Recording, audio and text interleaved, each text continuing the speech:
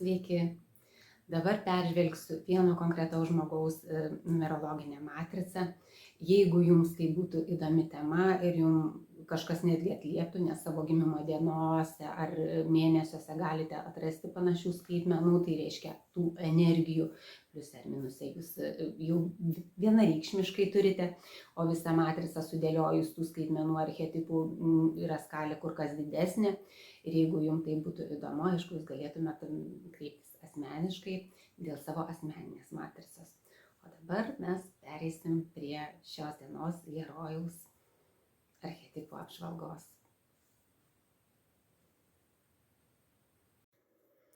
Šios matricos herojus labai įdomi asmenybė. Pagal skaičių derinius, tai netgi taip pasižiūrėjau, daugelis turbūt mes norėtume turėti, kaip sako, krenta korta. Tai čia krenta tokie skaičiai, kai žmogus yra iš žvaigždžių dinastijos ir pats yra, jam ir duota irgi tokia misija būti žvaigžde, stiprių lyderių. Yra nuostabus toks gražus derinys ir labai daug veidrodinių tokių atspindžių. Tai čia netgi yra, galima pasakyti, veidrodėlį, kas pasaulyje, ar geriausias, tobuliausias, gražiausias. Čia tiesiog iš žvaigždžių pasaulio, iš tų įžymybių pasaulio tokie, sakykime, blyksniai eina per šitą visą matricą. Pats centras netgi turi visiškai identišką derinį, ką turėjo Džekas Londonas ir Oskaras Vaildas. Aš čia tik tai porą pavyzdžių paėmiau ir mes tiesiog eisim link tos matricos nagrinėjimo. Ir centras yra 7. Detalizuojant patį centrą, kas yra tas centras?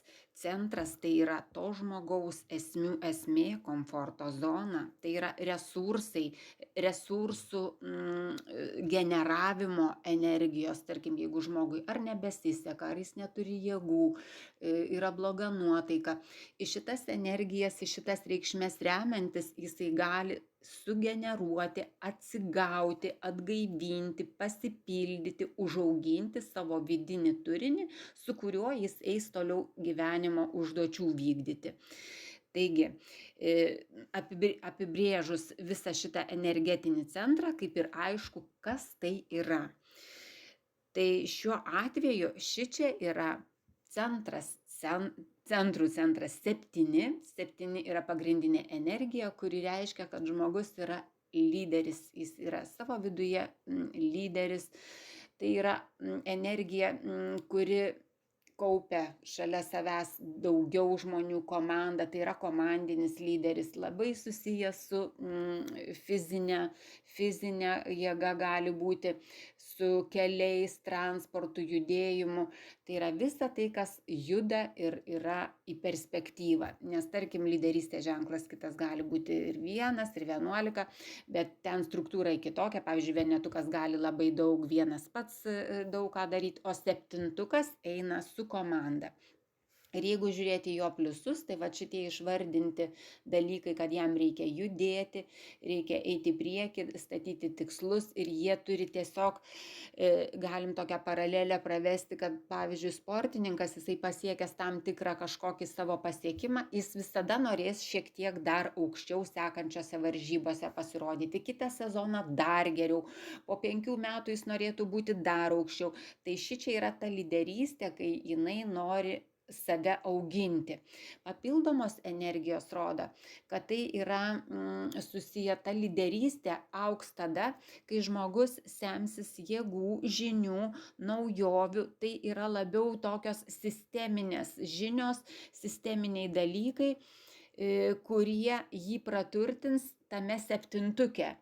Ir dar viena energija, kuri rodo, kad visa ta jo visuma žmogaus yra labai orientuota į labai didelį kūrybiškumą, į dalymąsi. Ten yra ženklas toks kaip ir mecenatų, visiškai netikėto kampo. Nes jeigu, pavyzdžiui, 10, čia kaip pavyzdys, kas yra tas netikėtas kampas. Jeigu 10 žmonių keps pyragą pagal kažkokį receptą. Na, šitas žmogus tą receptą ims kaip bazę, bet jis būtinai kažkokius 2-3 ar kažkiek ingredientų ar eigos kažkokios įdės kūrybiškai, kur tie kiti 10 jie darys taip kaip pagal receptą, o va tas su 12 jis būtinai padarys kažkaip kitaip. Ir aišku, ta intencija, kad paskui visi tuo dalintųsi, džiaugtųsi ir tai eitų į platesnės sferas, į platesnę masę. Tai čia yra tos jau papildomos, kurios tą 7 dar labiau stiprina. Tai vat, apie patį centrą mes taip kaip jau ir tokį bazinį paveikslą turim. Bet aišku, jeigu tas 7 yra su minusu, kadangi mes visi galim turėti ir tų tamsiųjų, tokių ir neišspręstų pusių, ką reikštų tada minusinės energijos šito derinio. Tai žmogus tada gali turėti ambicijų, gali turėti planų, gali norėti, bet nejudėti iš vietos, būti užsispyręs, labai toks nenorintis nieko keisti, nenorintis nei mokytis, arba gali turėti savo pasaulėžiūrą, kuri visiškai neatitinka sisteminių dalykų, kurie tobulina ir augina, o gali kaip tik labai neigti visas jau žinomas, aiškias auginančias sistemas ir būti tokiu savamoksliu pamokslautoju, neigiančiu visą tai, būti aukos pozicijoje, kaip jis nieko negali, kaip ten jam pilna kliučių, čia kažko jisai nemoka, nežino, negali judėti. Toks visiškas sustingimas ir negalėjimas vykdyti savo tos pliusinės programos. Tai vat, 7 dar hiperaktyvume ir tokiam perdėtoj energetikoj irgi yra minuse. Tai yra žmogus, kur eis per galvas, bet kokią kainą, apsiims labai daug užduočių, kur tiesiog savo protu net suvoks, kad tai yra nelabai patraukiama. Gali labai pavesti partnerius, nes tai yra komandinė figūra. Ir gali pavesti partnerius, gali, tarkim, juos užvaikyti. Na, tarkim, kaip pamotė išsiuntė žibučių gruodžio mėnesį, tai čia jau yra 7 minusas. Pasiųsti ten, kur praktiškai tuo laiku, tuo metu yra neįmanoma. Ir va šitie dalykai, jie yra minusiniai. Tai žinant tuos taškus, energetiką, žmogus gali labai gerai jas vykdyti ir gali į tai atkreipdėmėsi. Nes jeigu, tarkim, ateina sunkus periodas, sunkus momentai, sprendimų trūksta ir kartais tiesiog psichiškai ar fiziškai gali žmogui pritrūkti jėgų. Ką reiškia tas 7? Kokia, tarkim, iš jo nauda?